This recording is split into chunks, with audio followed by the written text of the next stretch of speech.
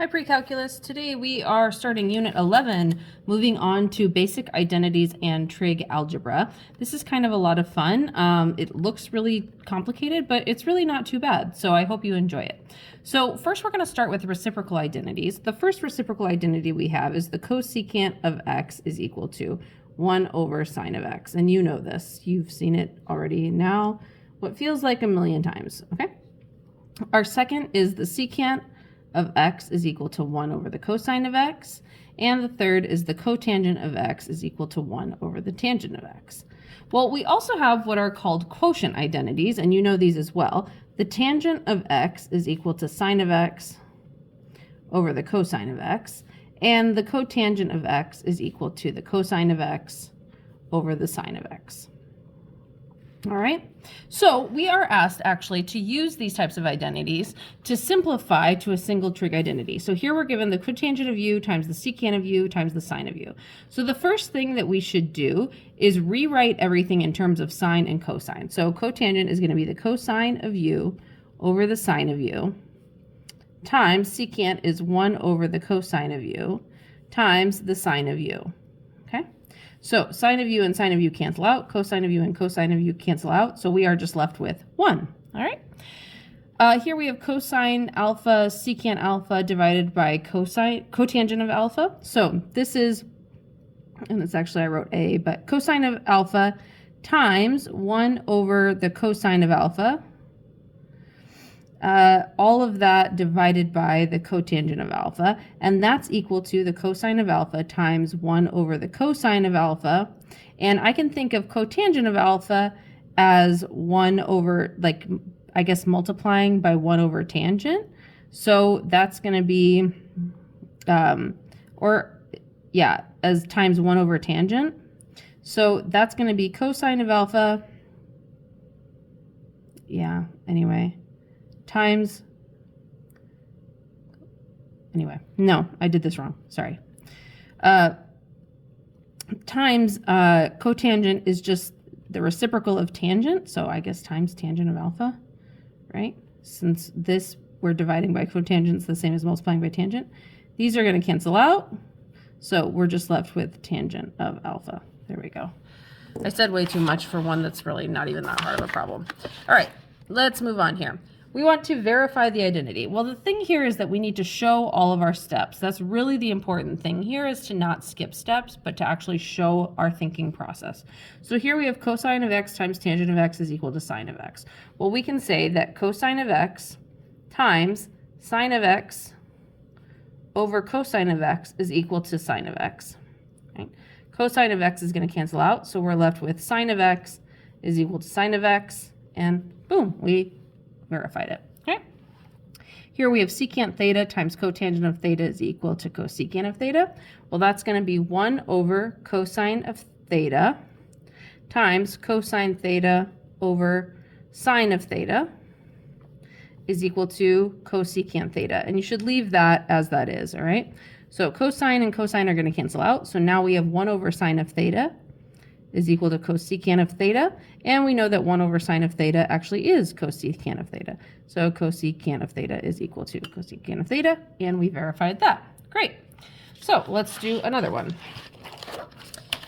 We have some tips for verifying identities. The first is to express each function in terms of sine and cosine, and then perform the algebraic operations, as you've seen me do up until now. First, putting it in terms of sine and cosine is going to allow you to eliminate things. Then we can multiply, factor, combine fractions, like with a common denominator, split fractions, that will all help us. And as you're doing it, keep the other side in mind, what you're trying to actually maybe verify or set equal to each other. So here we have 1 plus sine of theta over cosine theta is equal to secant theta plus tangent theta. So if I have this, I can first write this as 1 over cosine theta plus sine theta over cosine theta. That's equal to secant theta plus tangent theta. Okay. 1 over cosine theta is secant of theta. Sine over cosine is tangent theta. So we have actually, in just 2 steps, verified this identity. There we go. All right. Here we have 1 over sine divided by 1 over cosine is equal to tangent theta. So this is going to be equal to 1 over sine theta divided by 1 over cosine theta is equal to cotangent theta. So this is 1 over sine theta times cosine theta over 1 is equal to cotangent theta. This is equal to cosine theta over sine theta, which we actually know is the cotangent of theta. So cotangent of theta is equal to cotangent of theta. All right, got out of frame there for a little while. All right, here we're going to prove using trig identities. We're given sine times 1 minus the secant of theta is equal to sine theta plus tangent theta. Similar to one that we had earlier, actually, the one above there. Okay, so here we have, this is the sine of theta. I'm going to actually just multiply this through. So this has become sine of theta plus sine theta secant theta is equal to sine theta plus tangent theta. So this becomes sine of theta plus sine of theta times 1 over the cosine of theta is equal to sine theta plus tangent theta. All right. So this becomes sine of theta plus sine theta over cosine theta equals sine theta plus tangent theta. And finally, we know that sine of theta plus tangent of theta is equal to sine theta plus tangent of theta. All right, let's do another one. Here we have the cotangent of theta plus 1 is equal to cosecant of theta times cosine theta plus sine theta. So this we're going to set up as, I'll do the right side on this particular problem. I have cotangent of theta plus 1 is equal to 1 over the sine of theta times cosine of theta plus sine of theta. So this becomes cotangent of theta plus 1 is equal to, this if I multiply through and distribute, I'm going to have cosine theta over sine theta plus sine theta over sine theta.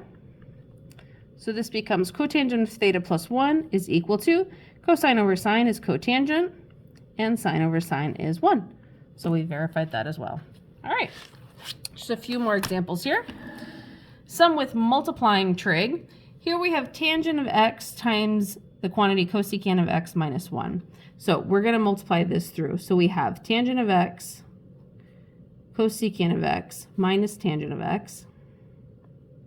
Well, tangent of x is sine of x over cosine of x, and cosecant is 1 over the sine of x. And this is all still minus the tangent of x. So sine's going to cancel out. Now I have 1 over cosine. So I have 1 over cosine of x minus tangent of x. So this becomes secant of x minus tangent of x. All right. Here we have sine x minus cosine x times sine x plus cosine x. And we can just FOIL this through. So this is going to give us sine squared x plus sine x cosine x minus cosine x sine x minus cosine squared x. Well, sine x cosine x and negative cosine x sine x, those are going to cancel out. So we're going to have sine squared x, minus, I almost wrote plus, minus cosine squared x. Okay. All right, here we have tangent of x minus 1 quantity squared. And I always like to write like a little mini tan x minus 1 so that I just helps me factor. But this is going to become tangent squared of x, and then we have minus 1, so minus 2 tangent of x, and then negative 1 times negative 1 is a positive 1. All right. And let's do a few more here. I don't know why I did this twice, but I did. We'll skip it because this is the same thing. We did it. All right. Sine x squared minus sine x, well, we can factor out a sine x. So we're left with sine of x minus 1. Okay. And here we have sine squared x minus 4 sine x minus 32. Well, this is just simple factoring. So we can do this. We have sine of x and sine of x here. And then what two numbers multiply to negative 32 and add to negative 4? Well, we can have negative 8 and a positive 4. Okay. So hopefully that makes sense. I wrote this out pretty wide. If you have any questions, bring them to class, and I will see you then. Good job today. Bye.